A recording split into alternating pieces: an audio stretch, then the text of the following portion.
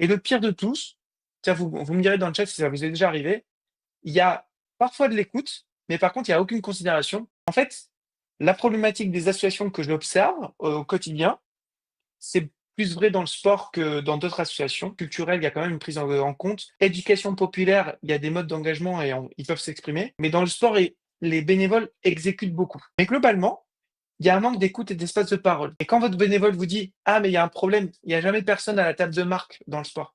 Ah, il y a un problème, il y a personne pour les permanences, pour faire les lectures, au niveau de l'association», si vous êtes une association culturelle qui fait des lectures. «Ah, il y a un problème, il n'y a pas de on a vécu un événement, assez traumatisant dans l'association, on a subi, une situation et on n'a pas eu d'espace de parole pour débriefer cette situation». Donc ça, c'est un vrai problème. Et le pire de tous, tiens, vous me direz dans le chat si ça vous est déjà arrivé, il y a parfois de l'écoute, mais par contre, il y a aucune considération. C'est: «Oui, oui, oui, on t'a bien entendu, mais on va continuer à faire comme ça». Donc moi, je suis bénévole, je subis un fonctionnement qui ne me convient pas. Qu'est-ce qui va se passer? Je vais partir. Donc faites attention à ça.